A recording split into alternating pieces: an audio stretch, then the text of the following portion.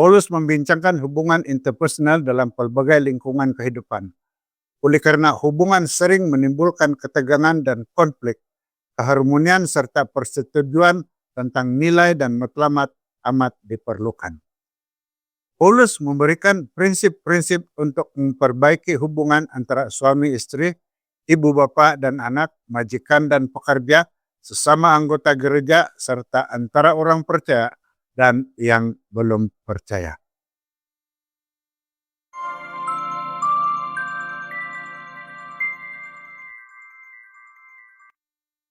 Halo, selamat kita bertemu kembali di channel Wahyu Pengharapan melalui segmen ringkasan pelajaran Alkitab, pelajaran Sekolah Sahabat Dewasa, dan topik kajian untuk pelajaran yang ke-12 ini ialah hidup bersama dengan yang lain.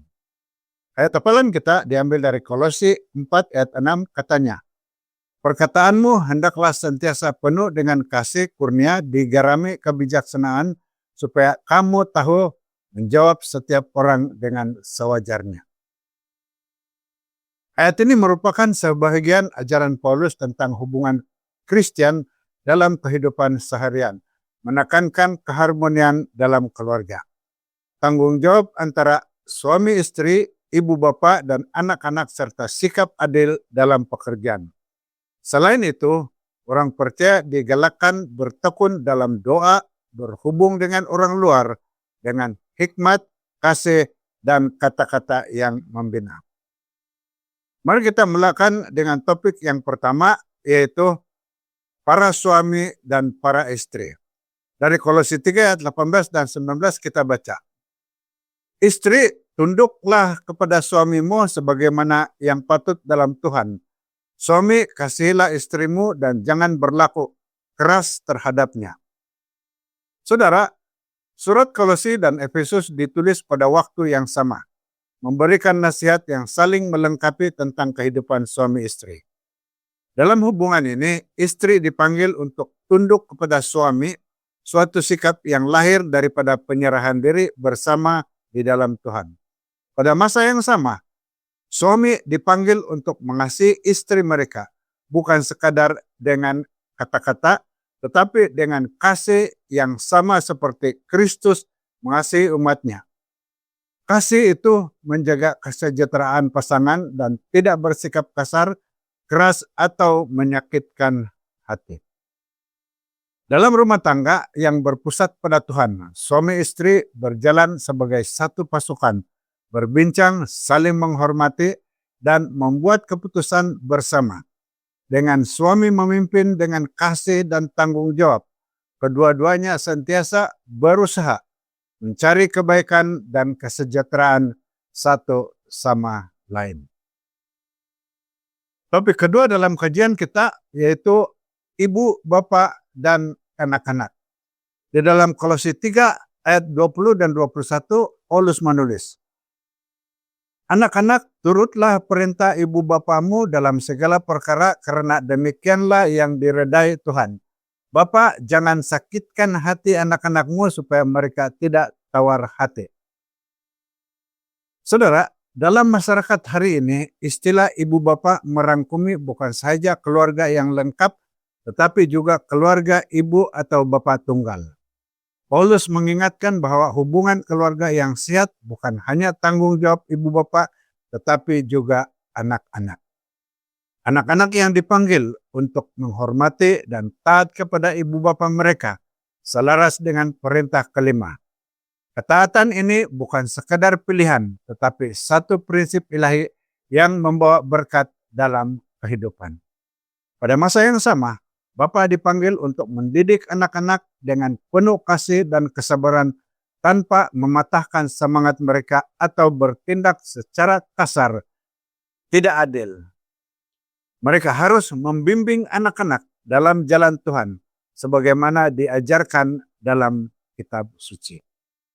Ibadah keluarga, sama ada pada waktu pagi atau petang, menjadi saat berharga untuk menanam iman dalam hati anak-anak. Namun yang paling berkesan ialah teladan hidup ibu bapa sendiri Karena contoh yang baik adalah guru yang paling kuat dalam membentuk iman dan masa depan rohani anak-anak. Seterusnya kita membahas topik hubungan kerja.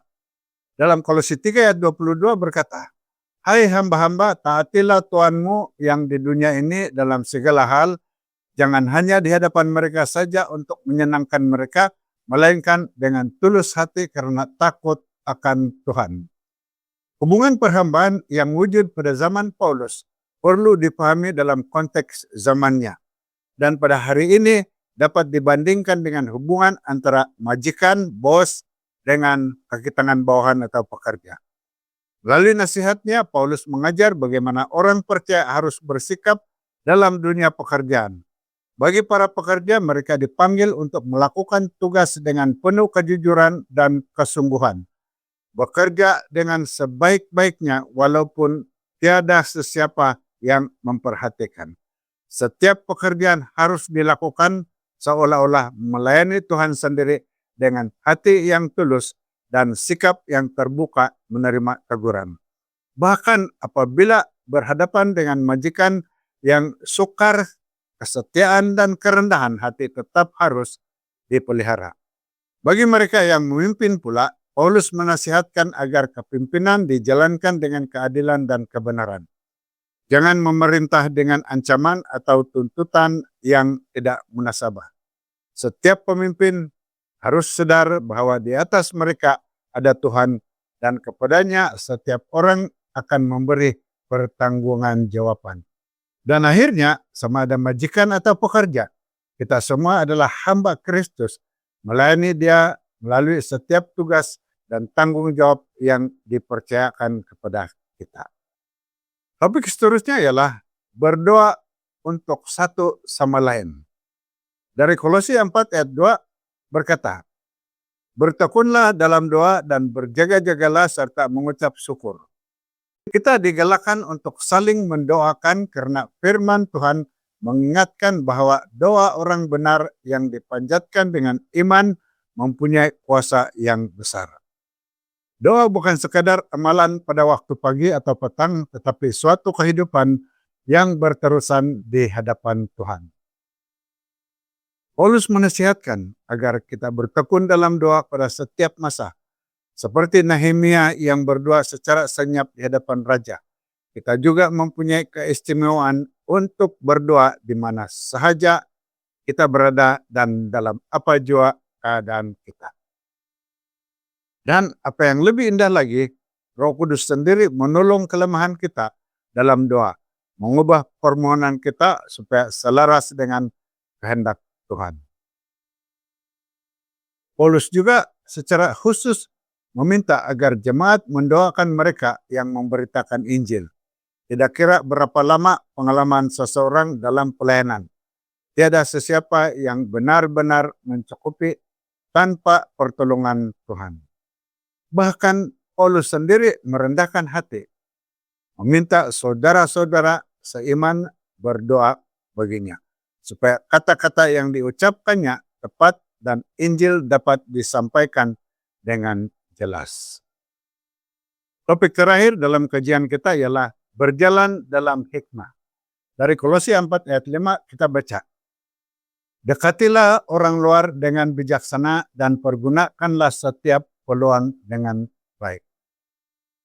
Kita memiliki satu berkat yang besar. Kita telah mengetahui apa yang Yesus telah lakukan bagi kita. Kita telah menerima kasih-Nya dan kita hidup dengan jaminan keselamatan. Oleh itu, berita baik ini sampai kepada kita karena ada seseorang yang pernah berkongsi kebenaran itu dengan kita. Oleh itu, saudara, kita juga dipanggil untuk berkongsikan harapan yang sama kepada orang lain. Paulus mengingatkan bahwa dalam berhubung dengan mereka yang belum mengenal Yesus, kita harus melakukannya dengan hikmat. Hikmat yang datang hanya dari surga. Kata-kata kita harus lembut, penuh kasih, dan menyenangkan untuk didengar. Perbualan kita juga harus seperti diperasai dengan garam, sesuai dengan keadaan orang yang kita hadapi. Karena setiap orang berbeza, Roh Kudus akan menuntun kita untuk memberi jawaban yang tepat pada waktunya. Supaya melalui kata-kata kita, hati orang lain dapat disentuh oleh kasih Tuhan. Berikut adalah 3 poin penting sebagai kesimpulan. Pertama, hubungan berasaskan kasih dan tanggung jawab. Setiap hubungan keluarga, gereja, dan pekerjaan perlu dibina atas kasih dan hormat dan tanggung jawab bersama. Dan yang kedua, hidup dengan sikap Kristiani. Orang percaya dipanggil untuk hidup dengan kejujuran, kesabaran, dan kesetiaan dalam semua aspek kehidupan sebagai pelayan kepada Tuhan. Dan ketiga, doa hikmat sebagai asas kesaksian. Doa kata-kata yang penuh kasih dan hikmat dari Roh Kudus menolong orang percaya membina hubungan dan menyaksikan Injil dengan berkesan. Sekian ringkasan pelajaran Alkitab untuk kajian pada minggu ini. Saya harap Anda telah mendapati maklumat yang dikongsikan melalui video ini sangat berinformatif dan membantu.